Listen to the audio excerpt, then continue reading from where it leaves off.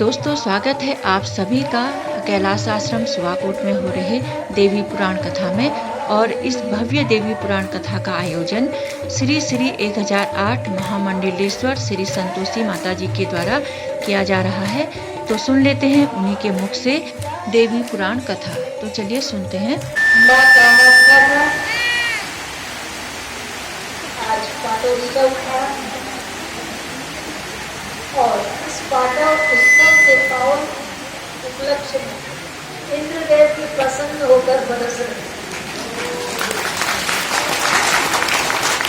सब कथा सुनने आते हैं तो भगवती का गुणानुगान इंद्रदेव क्यों न सुने। कुछ यहाँ का जो भौगोलिक रूप है,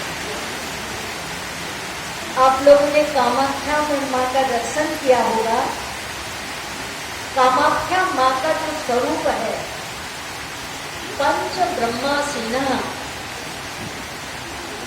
पंच ब्रह्म को आसन बनाकर भगवती जगत जननी जगदम्बा का सुंदर स्वरूप आप लोगों ने दर्शन किया होगा।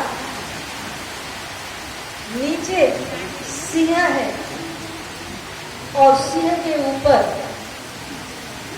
भगवान शिव है और भगवान शिव की नाभि से, भगवान शिव के नाभि में माँ भगवती का चरण कमल है और माँ जगत जननी जगदम्बा। और इस प्रकार उस आसन पर, कमलासन पर भगवती विराजमान है। पंचमुख धारण करके ये भगवती कामाख्या का स्वरूप है। यदि यहाँ की स्थिति आप देखते हैं तो भगवान शंकर नर्मदेश्वर महादेव नीचे हैं और नर्मदेश्वर महादेव के नाभि से ऊपर भगवती कामाख्या साक्षात विराजमान है। बोलो जगदम्बा मैया की जय। कामाख्या ऊपर है और भगवान शंकर नीचे है। ये शक्ति और शिव का बड़ा ही सुंदर स्वरूप है। शिवाशिव जिसे कहते हैं। शिव शब्द में यदि इकार को आप निकाल दें तो पीछे का अक्षर क्या बच जाता है? शिव शिव तभी तक है जब तक उसमें इकार शक्ति है। यदि इकार शक्ति को अलग कर दें तो शिव की जगह केवल 100 बच जाती है। अर्थात भगवान शिव भी, शिव शब्द का अर्थ होता है कल्याण, शिव शब्द का अर्थ होता है मंगल, शिव शब्द का अर्थ होता है शुभ। अर्थात भगवान शिव अभिष्ट के दाता है, कल्याण के दाता है, मंगल के दाता है, शुभ के दाता है।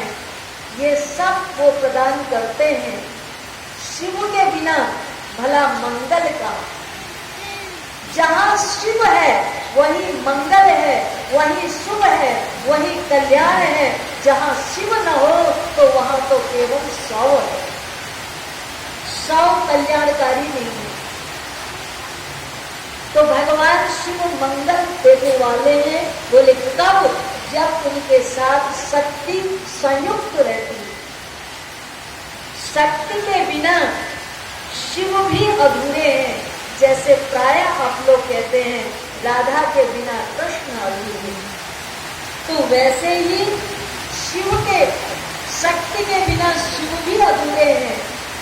राम, सीता के बिना राम अधूरे, राधा के बिना कृष्ण अधूरे, लक्ष्मी के बिना नारायण अधूरे और शक्ति के बिना शिव भी अधूरे।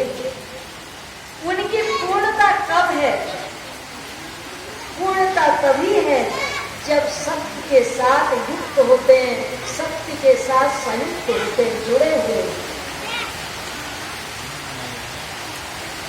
आज कल की पावन कथा में आप लोगों ने सुना था मैंने कल इस पुराण का परिचय दिया था आप लोगों को।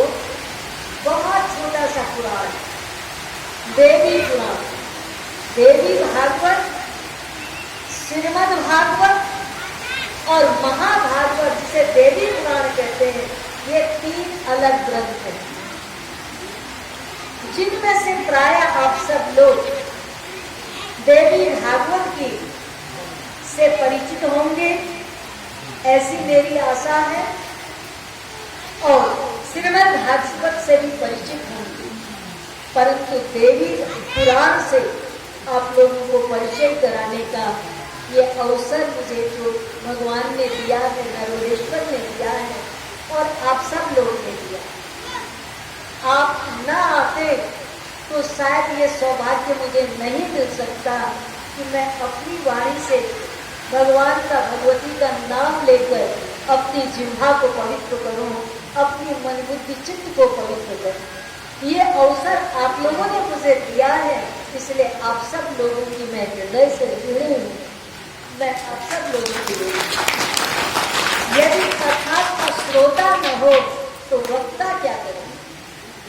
आप साक्षात भगवती जगदम्बा माँ कामाख्या और नर्मदेश्वर के कृपा पात्र हैं कि आप सब लोग यहाँ पधारे हैं, आए हैं, और इस कैलाश आश्रम की इस पावन भूमि में मैं यहाँ के संतों की ओर से, यहाँ के भगवान की ओर से आप सब लोगों का हृदय से सुस्वागत करती हूँ। आइए कथा की ओर चलें। कल मैंने आपसे चर्चा की थी भगवान शिव से। भगवान शिव से प्रसंग चल रहा है नैमिषारण्य तीर्थ में। सूत और सौनक के संवाद के साथ महर्षि व्यास और जैमिनी का संवाद चल रहा है। जैमिनी ऋषि को भगवान वेदव्यास बता रहे हैं कि पूर्व समय में ये जो देवी भागवत, देवी पुराण, महाभागवत जो कथा है, इस कथा को स्वयं भगवान शिव ने देवर्षि नारद को सुनाया। देवर्षि नारद ने भगवान श्री कृष्ण और भगवान शिव जब दोनों मंदांचल पर्वत पर विराजमान थे तो उनके दर्शन करके देवर्षि नारद ने उनके चरणों में श्रद्धा पूर्वक शीश नवाते हुए, हाथ जोड़कर प्रार्थना करते हुए बड़ी विनम्रता के साथ ये प्रश्न पूछा कि महाराज उपास्य कौन है? कौन है उपास्य? क्योंकि भगवान शिव को भगवान विष्णु की उपासना करते देखा गया और भगवान विष्णु को शिव की उपासना करते हुए देखा गया, और ब्रह्मा विष्णु शिव ये त्रिदेव शंकर ध्यान लगाए, ब्रह्मा वेद पढ़े तेरे द्वारे, शंकर ध्यान लगाए। शंकर जी समाधिस्थ हो जाते हैं और श्री हरि विष्णु धीर गंभीर महायोगी की मुद्रा में विराजमान होकर किसका ध्यान सुमरन चिंतन करते हैं। आप तीनों का ये जो रहस्य है आखिर है क्या, मैं ये जानना चाहता हूं। और आपके द्वारा ये सृष्टि क्या है, सृष्टि को समझना नारायण क्यों आवश्यक है? सृष्टि को समझना क्यों आवश्यक है? हम सब लोगों को ये जानने की क्या आवश्यकता है कि ये सब क्या है? ये से मेरा मतलब है शरीर सहित जो कुछ हमें दिखाई पड़े, इस शरीर के साथ जहां तक हमारी दृष्टि जा रही है, जहां तक हम देख पा रहे हैं, जहां तक हम सुन पा रहे हैं, जहां तक हम सूंघ पा रहे हैं, अर्थात जो कुछ हमारे हमारी ज्ञान इंद्रियों के द्वारा हमें प्राप्त हो रहा है, ये सब क्या है, ये जानना हमारे लिए क्यों आवश्यक है? बोलिए, जानना हमारे लिए अत्यंत परम आवश्यक है, क्योंकि इन सब के पीछे यदि आप ये जानना चाहेंगे इन कानूनी शब्द के पीछे क्या है, इस गंध के पीछे क्या है, इस रस के पीछे क्या है, इस रूप के पीछे क्या है, इस स्पर्श के पीछे क्या है, शब्द स्पर्श रूप रस गंध और ये पंचभूत जल पृथ्वी जल अग्नि वायु आकाश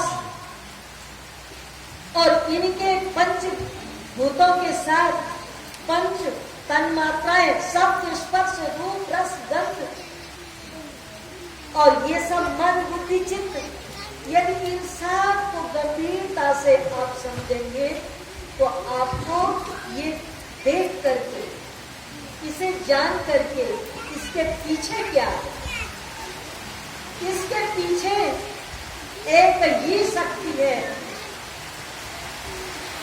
और उस शक्ति का नाम है सत्य। और उसी सत्य को हम परमात्मा भी कहते हैं। उस सत्य को कहने एक सदविप्रा बहुधा वदन्ति में भी ये कहते हैं कि सत्य एक है, पर उसको कहने के ढंग अलग अलग है, उसका प्रस्तुतिकरण अलग अलग है। गंगा गोमुख से निकलती है और सागर तक पहुंचने तक गंगा निरंतर अखंड प्रवाह के साथ वो तो सागर की ओर जा रही है, पर जिन जिन शहरों से होकर जाती है उन उन शहरों में गंगा जी के किनारे घाट अनेक हैं, अनेक नगर हैं, अनेक नगरों में अनेक घाट हैं और अनेक घाटों में गंगा अलग अलग दिखाई पड़ती है, परंतु इसके साथ गंगा जी अलग नहीं हो जाती हैं, गंगा तो एक है। उसी प्रकार ये सारी सृष्टि के पीछे एक ही तत्व है, वो है परम सत्य। उस परम सत्य को ही शिव कहते हैं, उस परम सत्य को ही शक्ति कहते हैं। ये शक्ति और शिव ऐसे ही हैं जैसे रुपए का सिक्का एक होता है, उसके पहलू दो होते हैं। दो पहलू होने पर भी, दो पहलू दिखने पर भी, सिक्के के दो पहलू दिखाई तो देते हैं, परंतु सिक्का दो नहीं होता है, वो तो एक ही होता है।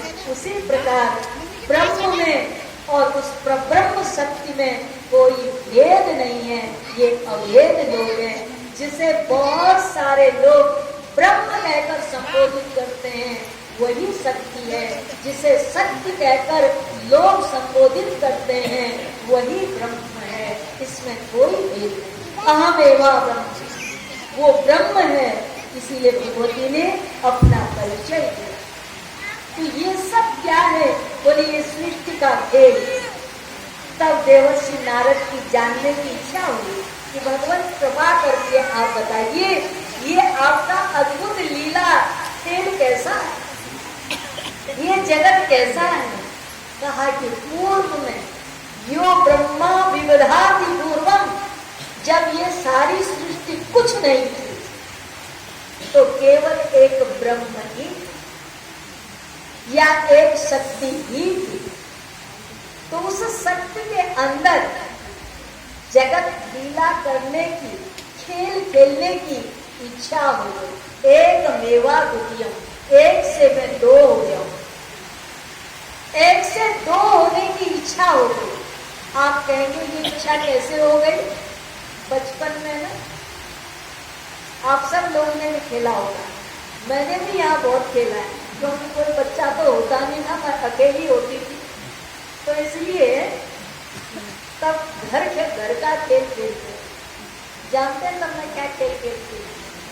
मिट्टी का घर बनाया और वही एक शिवालय बनाया, वहीं पर गौशाला बनाई, जो जहाँ था वही सब बनाया। फिर वही खेल घर में वो जब घर होता था तो मैं देखती थी बचपन में महात्मा लोग आते हैं धर्मशाला में कीर्तन करते हैं, तो वहाँ पर कीर्तन कर लिया थोड़ी देर। और देखती थी गाय चराने के लिए जंगल में भेजते तो गाय भी भेज देती थी, पत्थर के गाय होते थे। और उसके बाद थोड़ी देर खूब खेल लिया और फिर मन आई सब तोड़ा फोड़ा और अपने घर वापस। तो नारायण अब ये इच्छा हो गई, इसमें कोई क्या करेगा, ये इच्छा है। तो बचपन में एक स्वतः इच्छा हो जाती है खेलने की, बच्चे के अंदर खेल खेलने की इच्छा हो गई। तो उसी प्रकार भगवती के अंदर भी एक इच्छा हुई। इच्छा क्या हुई? जगत खेल खेलना। तो तब भगवती जगत जननी जगदम्बा ने स्वयं भगवती ने इस जगत का खेल खेलने के लिए भगवती ने त्रिदेव अपने आप को 3 रूपों में विभाजित कर लिया। त्रिदेव के रूप में भगवती ने अपने आप को विभाजित किया। एक रूप से वो ब्रह्मा बन गई, एक रूप से विष्णु बन गई, एक रूप से शिव बन गई। और स्वयं पराशक्ति इन त्रिदेव को आज्ञा करती हैं कि तुम सृष्टि की रचना का विस्तार करो।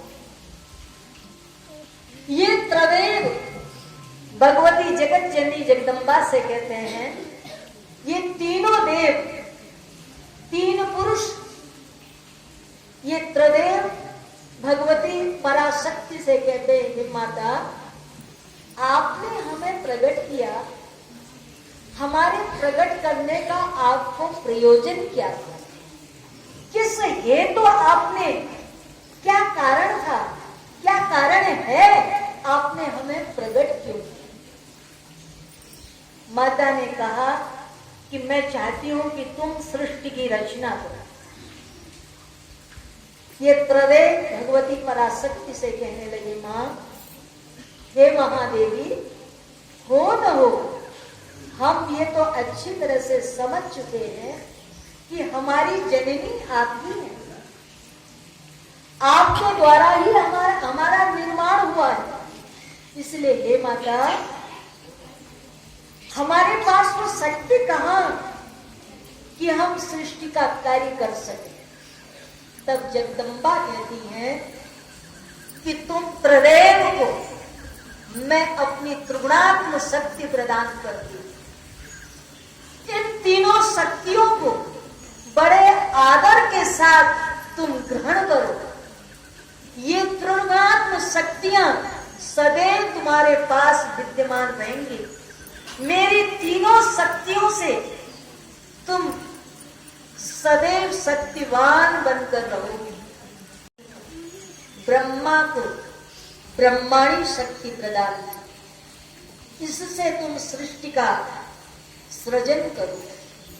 भगवान विष्णु को कहा, तुम्हारे पास मेरी यह वैष्णवी शक्ति मैं तुम्हें प्रदान करती हूँ, सात्विक शक्ति। ब्रह्मा को रजोगुणी शक्ति दी, भगवान विष्णु को सतोगुणी शक्ति दी और शंकर जी को तमोगुणी शक्ति प्रदान। सत रज तम ये 3 गुण है और इन तीनों गुणों का एक नाम है, इसे कहते हैं प्रकृति।